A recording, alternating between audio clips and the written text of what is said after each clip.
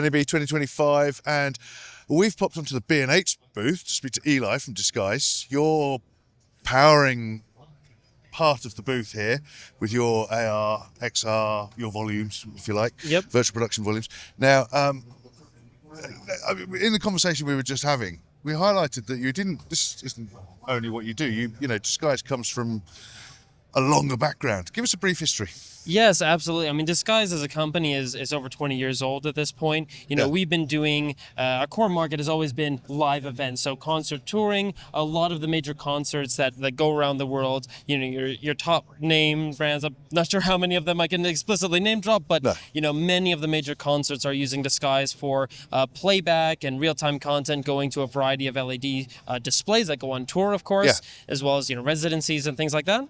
But as the technology evolved, more and more real-time content was being utilized, and that also integrated with projection mapping and camera tracking, and basically many of these aspects has come together. The tool set has grown, and now we've entered a version of our software where we can still service the live events and concert space, but developing a lot of tool sets to do really new and interesting ways for broadcast, virtual production for film and television, even fixed installs for stadiums, and really all types of projects. And it's been super exciting to see the company grow. And what we're showing here is at the B&H studio booth is our tool sets for XR, extended reality with LED and LED walls and so floors, I guess, right? From that I just identified that it was at a point you identified, should I say, that actually your stuff that you do really well could really work in a different space. Yeah. And actually, even from there, you've moved into different spaces, as you've just said.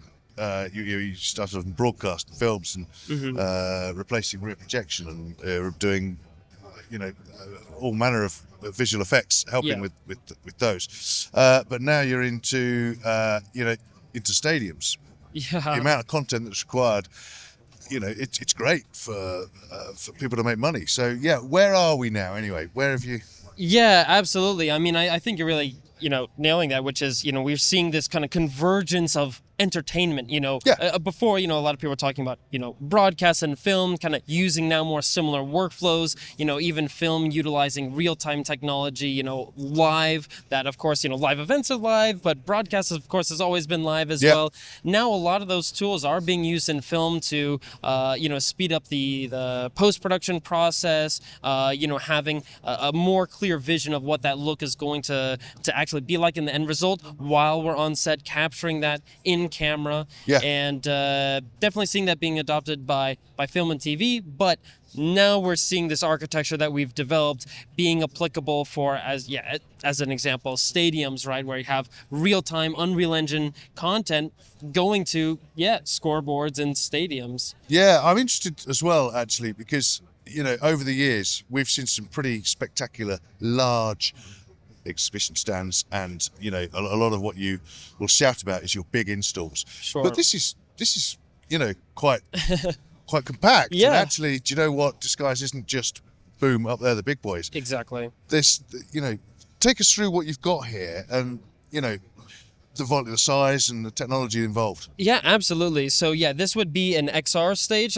compared to a virtual production for film and TV. That might be a large kind of curved volume that we're used to from the likes of Mandalorian and things like that as a common example. Okay. But this XR stage uses a lot of that same technology, but we have tool sets in place where you can have a very small LED space, but have a very large virtual or perceived environment. A lot of that comes down to set extension, where we can, as an AR overlay, extend the virtual set even when the camera is looking off of the stage. So really have a small LED. And just as an example, the LED that we're using here is the Row Black Pearl 2 V2 on the LED wall, Row Black Marble on the LED floor. Yeah, and then we have two Sony cameras, the Venice and the Burano, and we're using a Stipe camera tracking system. So we know exactly where the camera is, and we're able to render the environment using content like Unreal Engine or video plates or 2.5D, and getting a variety of different types of virtual environments onto the wall. Yeah. Our system is really disguised as designer software and hardware here is kind of integrating all of those pieces and kind of turning these individual technologies really into that production workflow. As far as well, so if someone is interested in getting involved, what's the skill set that someone's going to require, and how can you help? Because do I need the guys that know the cameras?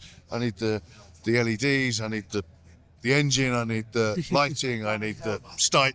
Yeah, exactly. I mean, and that's the thing. It's like it is this really new field, basically, Yeah. and we are pulling from so many different technologies, and skill sets are valuable to have from all of these different markets. You're talking potentially someone that has a broadcast background for live video signal flow, or a cinematographer for understanding how the lens behaves compared against right. an LED, or these game engines. I mean, we're literally having video game developers now on set in these productions. So there's so many different ways that you can kind of get to it and kind of contribute in your own unique way to this kind of overall production. At least from the Disguise side, we're trying to kind of simplify this process and standardize the workflows and democratize it. So we have our software designer. You can download a training version for free. We have hundreds of hours of free online training as well, kind of going into, of course,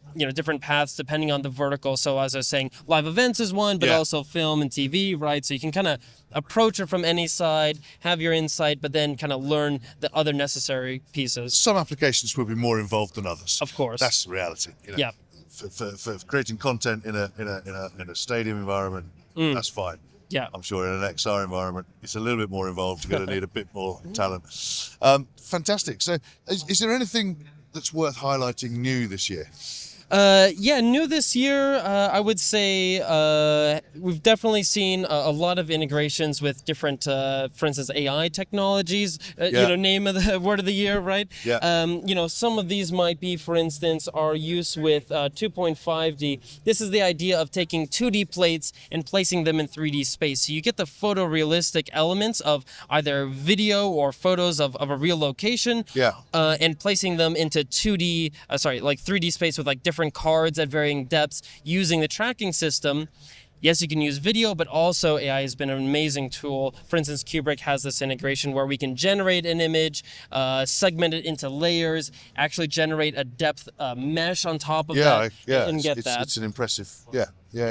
Very cool. But also our Porta interface. So this would be for controlling Unreal Engine scenes. So we can actually integrate all sorts of data into the system. So whether it's the real-time, as I was saying, for stadiums, like scoreboard data, but also, for broadcast, your AccuWeather, your stock data, your anything else, custom, deployed on-prem, in the cloud, for controlling really all elements of your stage, whatever that might look like. Brilliant. Right.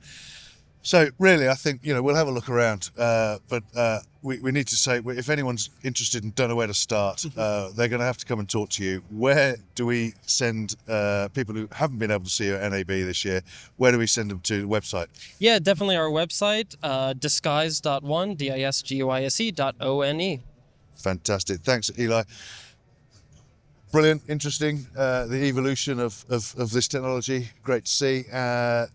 Do look at all the other videos that we've been doing at NAB 2025 at kitplus.com.